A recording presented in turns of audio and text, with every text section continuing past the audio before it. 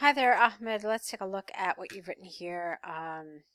You've got the essay about the tickets for sporting and cultural events. Let's see what you said.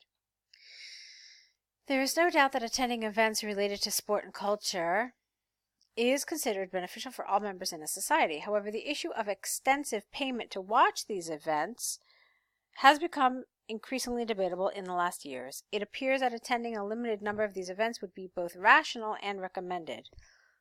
Okay, I don't know that that's exactly what they're asking you, if it's rational and recommended.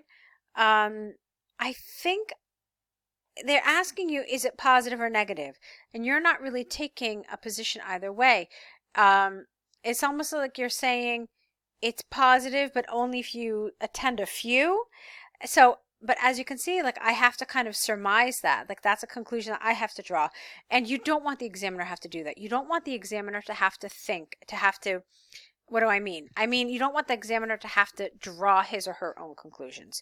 You want to be able to completely and clearly express your viewpoint so that the examiner has no questions in his or her head about any aspect of the essay, okay? So let's see how you continued. On the one hand, those who claim that it is a positive attitude for people to buy tickets to see cultural, no. This is wrong grammar, okay? You should have said here, there are those who claim. That would be okay. But as you have it right here, this is not a full sentence. It's just a fragment. So let's try it again. On the one hand, there are those who claim that it is a positive attitude for people to buy tickets to see cultural and sports events. I want you to be careful. That's not what the essay has asked you. There is no question about whether it's positive or not.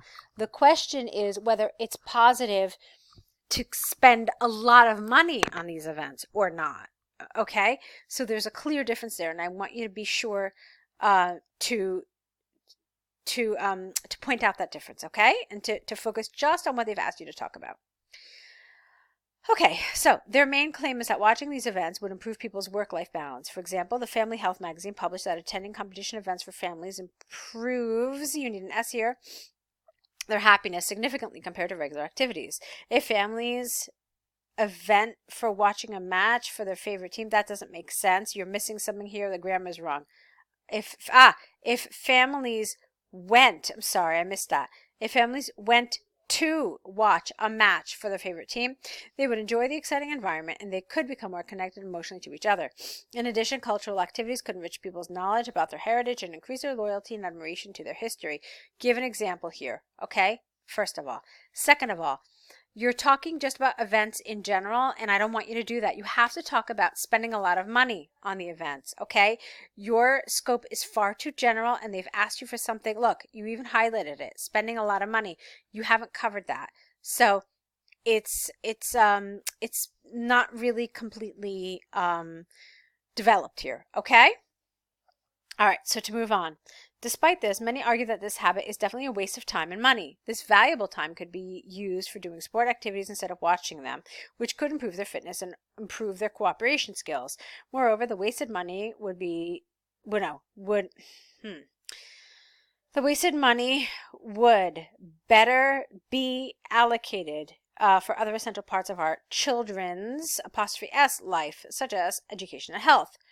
Furthermore, some of these events might be unsuitable for families where conflicts and unsuitable language could be dominated. No, could dominate. For instance, several statistics from the FIFA have shown that the majority of fans received some sort of language assaults or even physical ones during the final matches in the last decade. Okay, let's see. I felt you had a lot of ideas, but you didn't fully develop them here. So, you talked about fitness and improving the cooperation skills. Go into more detail, okay? Just say that, you know, for example, it's much cheaper to play tennis, for example, than it is to go and watch a tennis game. So just go into a little more detail. Now here, you didn't even talk about this at all, about spending money on children's education or health. You said it once and you didn't go into any detail about it. Here you did go into detail, but that's really the only one you went into detail about. So you had 3 ideas here. You really only supported one of them. So that's not the way I want you to do this. If you're going to present a couple of ideas, which is a good idea to do, present two, but absolutely make sure you support them. So just the way you did this, for example, here, this for instance, you need to do the same sort of thing with any sort of other idea that you presented. Okay, so in conclusion, although spending no, we don't spend a huge revenue, we spend a huge amount of money. Or you could say a lot of other words here. So in conclusion, although spending large sums to attend sport events or cultural exhibitions could be entertaining and empowering families' ties, this can be a waste of their money, time, and even for their mental health. From the arguments and examples above, I reiterate my position that seeing limited and highly selected number of events by families seems to embrace the best of both worlds. All right, so you've said this, that a limited amount is good, but you never really addressed that in your paragraphs. What you said is, you said that it helps people here, makes them emotionally connected. Here you talked about how, no, it's a waste of money. There's other things you could do with your time. But you never actually said this, which is that, you know what, see them, but see a limited amount. So that's a little strange to me. You mentioned it in your introduction and your conclusion, but never in your paragraphs. So that would have been something you could have done here, and it's something you probably should have done. Would have made this make a little more sense. Okay. You should have probably expressed it. Let's see. Actually, what you could have done is you could have reversed this. You could have put this first. Since this is the paragraph, it sounds like you support less. And then you could have put this second. But rather than talking about it this way, you could have said, you know, spending a lot of money on a limited amount of events might be a positive kind of golden mean, and then you could explain why and how. All right, so that's what I would recommend. Essentially what we're looking at is a couple of problems with coherence and cohesion, because the way you organized your ideas and the way you developed them, well, actually the way you organized them wasn't really quite what it should be, and also how you developed your ideas needed a little work as well. All right, so let's take a look at your task one here. Okay, the rainfall. This is rather long. I want to see how much you wrote here. Let's just do a quick word count, okay? Looks kind of long. Yep, 227 words. Okay, it's possible that at 227 words, you could still do a good job of this. I think it's difficult to do a good job of this at around 150, maybe around 200 words, but let's see what you did, okay? So the given line chart, it's actually a line graph, okay? The given line graph illustrates information about the amount of rain which was, no, not which was fallen, we don't say that, we say which fell in England, Scotland, and Wales in 2018. Overall, the general trend for rainfall, one word here, was wide fluctuation in the three given countries. In addition, the average amount of rainfall was higher in England than the other two countries. Very, very good. That's nice.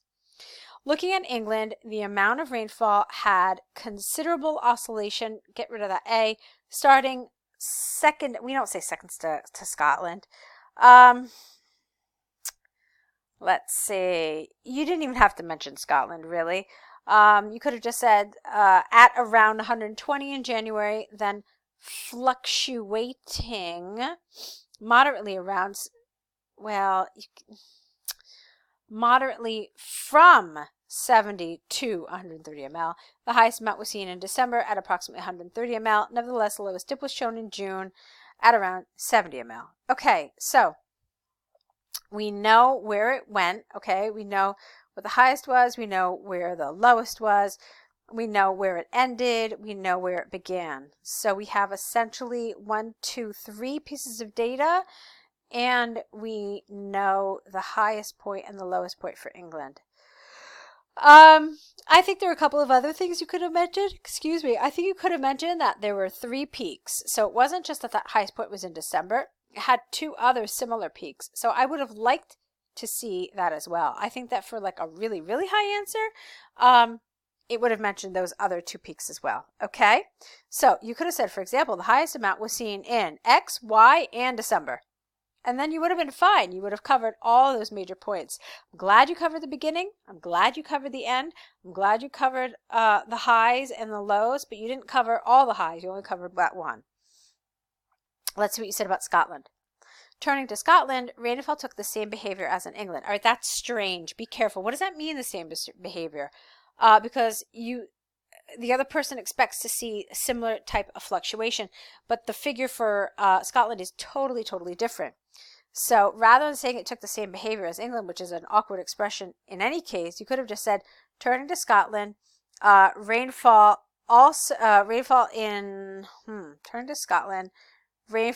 there also had considerable fluctuation, okay, starting at 130 ml, which was by far the largest amount among the 3 countries in January.